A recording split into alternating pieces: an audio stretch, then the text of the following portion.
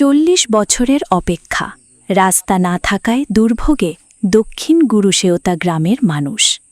মানিকগঞ্জ থেকে আজহার হোসেনের প্রতিবেদনে দেখুন বিস্তারিত। মানিকগঞ্জ সদর উপজেলার পুটাইল ইউনিয়নের ভাটরা সংলগ্ন দক্ষিণ গুরুশেওতা গ্রামের প্রায় ২০ থেকে ২৫টি পরিবার দীর্ঘ ৩০ থেকে ৪০ বছর ধরে একটি সংযোগ সড়কের অভাবে চরম দুর্ভোগে রয়েছে। মেইন সড়ক থেকে গ্রামের দূরত্ব মাত্র ১.৫ কিলোমিটার, কিন্তু এখনও কোনো রাস্তা নির্মাণ হয়নি। ফলে গ্রামবাসীকে ফসলি জমির আইল ও কাদামাখা পথ দিয়ে জীবনের ঝুঁকি নিয়ে চলাচল করতে হচ্ছে। রাস্তার অভাবে শিক্ষার্থীদের স্কুলে যাওয়া, কৃষিপণ্য ও দুধ বাজারে নেওয়া, রোগী হাসপাতালে পৌঁছানো এবং দৈনন্দিন যাতায়াতে চরম ভোগান্তি পোহাতে হচ্ছে।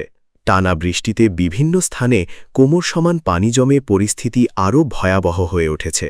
স্থানীয়দের অভিযোগ, প্রতিটি নির্বাচনের আগে জনপ্রতিনিধিরা রাস্তা নির্মাণের প্রতিশ্রুতি দিলেও নির্বাচনের পর আর কোনো উদ্যোগ দেখা যায় না।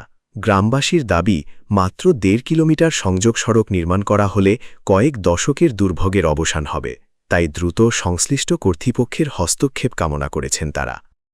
আমার নাম পলাশ, আমাদের বাসায় গুরুশেওতা। এই বৃষ্টির কারণে কি কি সমস্যা হইতেছে আপনার? আমাদের এই জায়গা ২৫-৩০ ঘর আছে, বাড়ি আছে ২৫-৩০ ঘর।